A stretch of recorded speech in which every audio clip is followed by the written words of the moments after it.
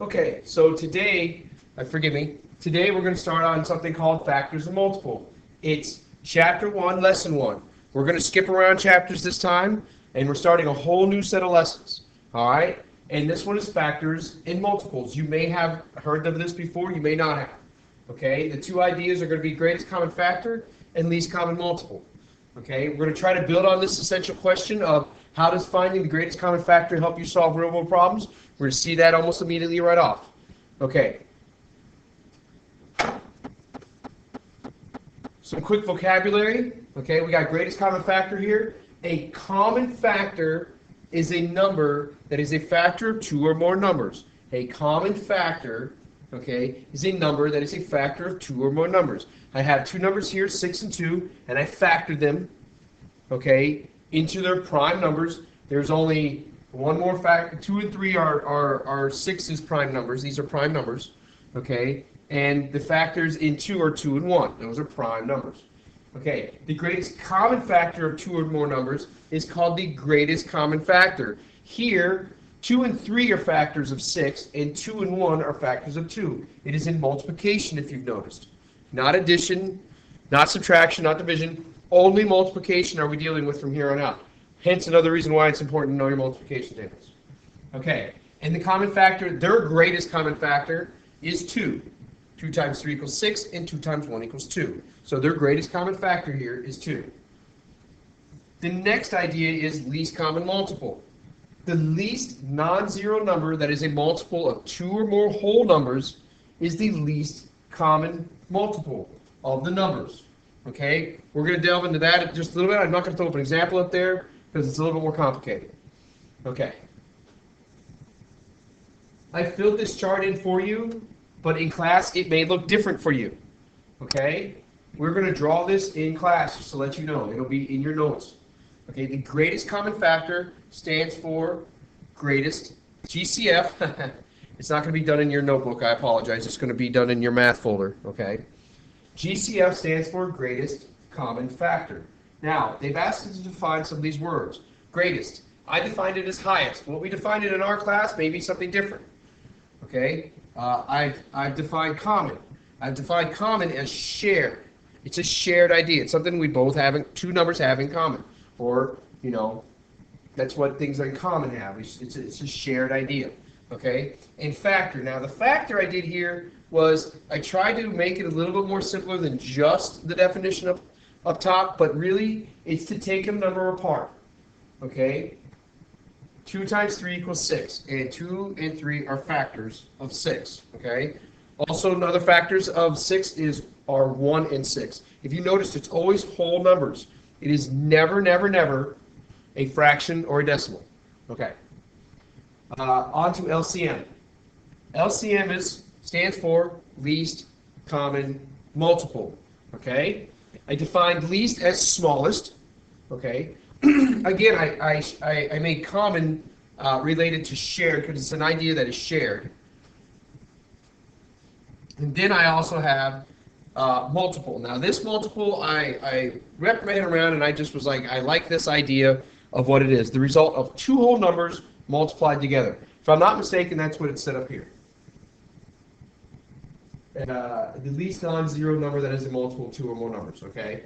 The result of 2 or more whole numbers multiplied together. And really that's what it's defined as right now. Really, it's integers, but let's not get into that. Let's just call it the result of 2 whole numbers multiplied together. Okay. We're going to start with greatest common factor. You can use common factors or prime factors to find greatest common factor. Okay? The first one here, we're going to do the common factors. What they did here is, okay, let's go ahead and read the problem. There are 1 slice servings of 3 types of cake on a table. Each roll has an equal number of servings and only 1 type of cake. What is the greatest number of servings in each row? Okay, let's kind of see what the question is asking. It says, the question is really asking, what is the greatest number of servings in each row? So that means we want to see how many people get 1 of each type of cake is what they're actually asking. They want to know who is going to get, how many people are going to get Am I saying that correctly? Let me see. There are one slice servings of 3 types of cake on a table. Each row has a number of servings and only one type of cake. What is the greatest number of servings in each row? Oh, okay. All right. So to solve this problem, they want us to use greatest common factor. Okay.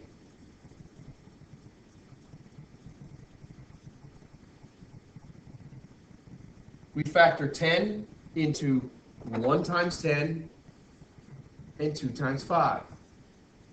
And then we factor 1 times 15 and 3 times 5. And then we can factor 1 times 20, 2 times 10, 4 times 5. All right? I'm sure you've seen this idea in school before.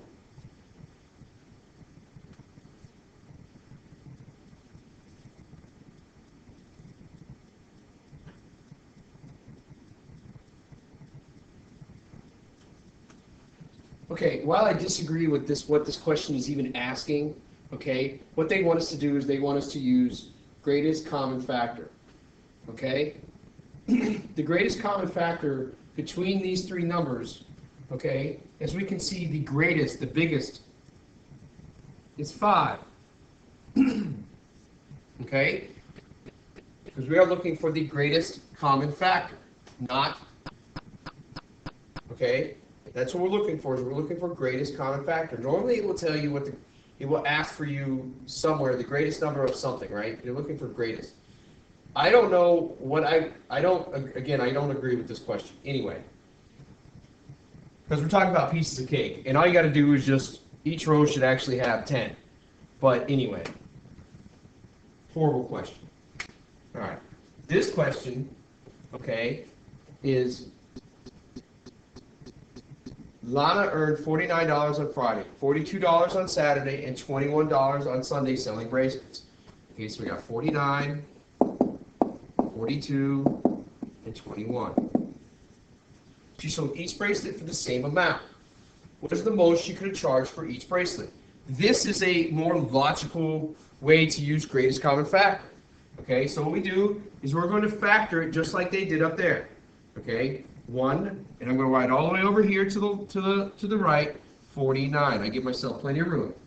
Okay, now 49 is not divisible by 2, so we skip 2. We'll see if it's divisible by 3, which I do not think it is. Okay, and it's not. Divisible by 4, it's obviously not. Divisible by 5, no. Divisible by 6, no. Divisible by 7, yes. And what times 7 equals 49? 7. Okay, so I guess I didn't need this much room. So here, I'll shrink this down, and we'll put this back to what it looks like. So you got 1 times 49, and you got 7 times 7. Okay, 1 times 49 and 7 times 7. Here, I'll use a different color for that. Okay, 1 times 7, 1 times 49 is 49, and 7 times 7 is 49. Okay, now it's on to 42. Okay, we got 1 times 42. Again, I'm going to start way over here. 42 is even, so I can divide 2 into it. So 2 goes into 42, 22 times. 21 times, sorry. Okay, then after that, can 3 go into it? It looks like 3 can't go into it. Okay, 3 goes 1 time, and then 4 times. So that's 14. Okay, 4, can 4 go into it? No. 5, no. 6, yes. 6 can go into it. Okay, and 6 goes into it 7 times. As soon as you get to 2 numbers that are either matching, like we did up here at 7 times 7, or 6 times 7, once you've got them relatively close, you're not going to go above 7. Okay, up here, you're done. Just on the second row, you're done, because the numbers are close together. Because as you notice, they're just getting closer and closer together. Here, I'll use green. Okay. I'll start up here now because I'm running out of room. And ta-da, that's how everything connects.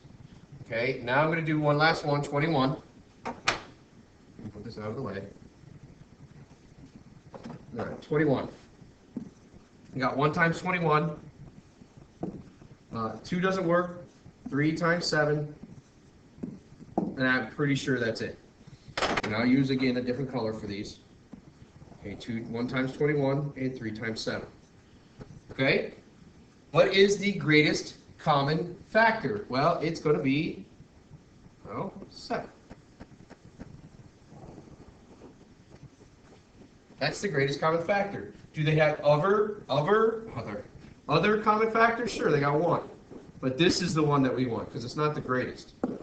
Okay, we need greatest.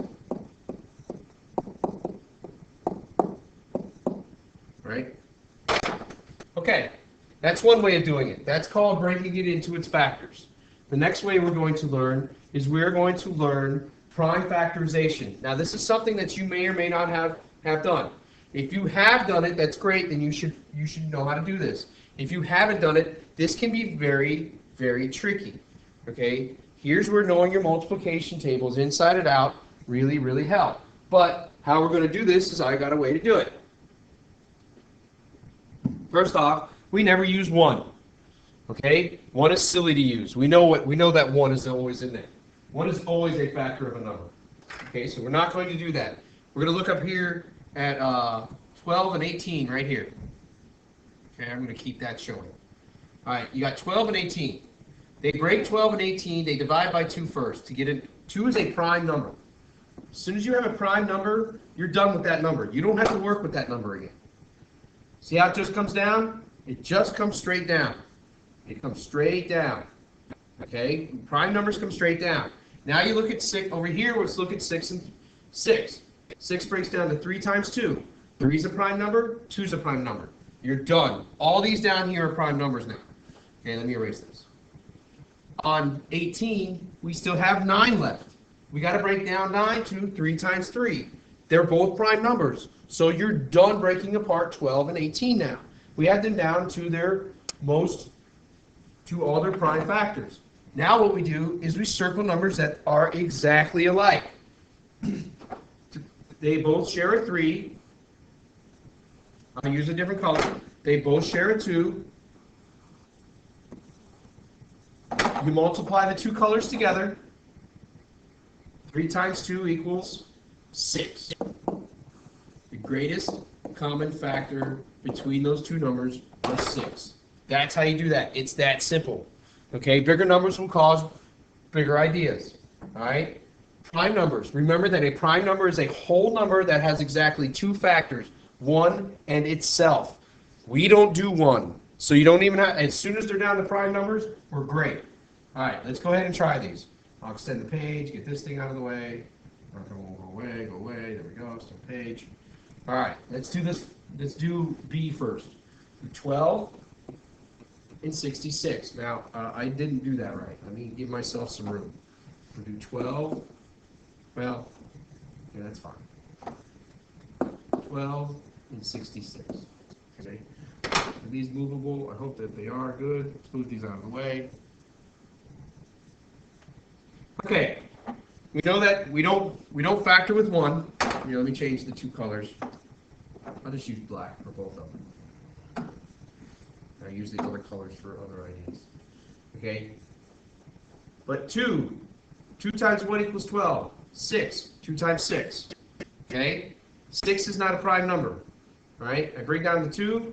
I break 6 into 2 times 3. And then 2 times 2 times 3 equals 12. Okay? Now, over here was 66. I'm going to do the 2 over here. And then 2 divided by 66 is 33. All right? 33 is not a prime number because you can multiply, you can divide 11 into it. Okay, so this comes down. These 2 go 3 and 11. Okay, so you have 2 times 3 times 11. Now, 3 is a prime number and 11 is a prime number. So all of them are done. Now what we do is we circle shared numbers. They both share a 2. I will change colors. They both share a 3. So we multiply 2 times 3 equals 6, and that is the greatest common factor of 12 and 66. I put 16. Awesome. And 66. Very good. Okay? Not too hard. I'm telling you. You get good at your multiplication tables doing this. All right, let's just sing this. And if you're not good with your multiplication tables, you better be starting to brush up on it. Okay. Next is 16 and 30. I mean 18 and 30. Awesome. Get the numbers wrong right off. 18 and 30. I give myself some room. Okay. I know that 2 can go into it, and that's 2 times 9. Okay. 9 is not a prime number, so I go down. Bring this down here. 3 times 3 equals 9. And now those are all prime numbers. That's great. That's what we want is prime numbers. Okay. Over here. 2 goes into 30 15 times. Okay, because it's an even number. Okay, 15 is not a prime number because we know that 3 times 5 equals 15. So bring this down. 3 times 5 equals 15. Now we circle all the numbers that they share. They both share 2. They both share a 3. It doesn't matter which 3. Pick a 3. And then we go 2 times 3 equals 6. And that is the greatest common factor.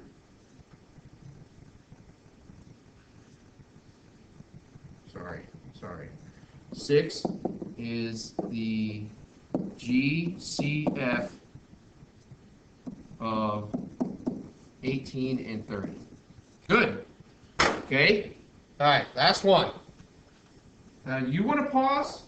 You should pause right now and see if you can do this one by yourself, and then see if you come up with the exact same answers that I do. Okay? It's a good time for you to pause this video and see if you can do what I do. All right? So I'm going to write my numbers, 32, 48. Okay? We start with 2 because I can see that's divisible by 2. And that is what? 16? 2 times 16? That's good. Okay, we know 2's done. All right? 16 though. 16 is obviously not done. I would again divide it by 2. I'm trying to divide it by prime numbers so that when I go down, it's easily to work with. And 2 times what equals 16? 2 times 8. 8 is not a prime number. I got 2 times, bring this 2 down. Now I do kind of work as a slant, trying to get this rectangle look. Okay? And then I got 8. What times what equals 8? Well, 2 times 4 is what equals 8. So I got another 2 times 4. 4 is not a prime number. So again, we bring down our 2, bring down our other 2, bring down all our prime numbers, and then we split our 4 up to 2 times 2. Awesome. Awesome. We did it. We're done. All prime numbers. Good morning, Keith. Okay, so we've got 2 times 2 times 2 times 2 times 2, which is 32, factored into its prime factorizations. Okay? Now, let's go ahead and do 48. Again, I pull out a 2 because it's easy, and this number is an even number. So 2 times 24 equals 48. I notice that 24 is not a prime number, so what I want to do is I want to continue with this. Okay? Since it's even, I pull out a 2, and 2 times 12 equals 24. I'm only looking at the number I'm working with. These other prime numbers, I don't have to concern myself with anymore. 12 is not a prime number, so I have to continue on. 2 times 6 equals 12.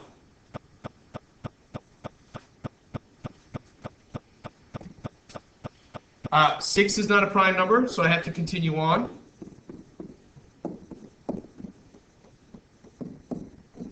And we got 2 times 3 equals 6.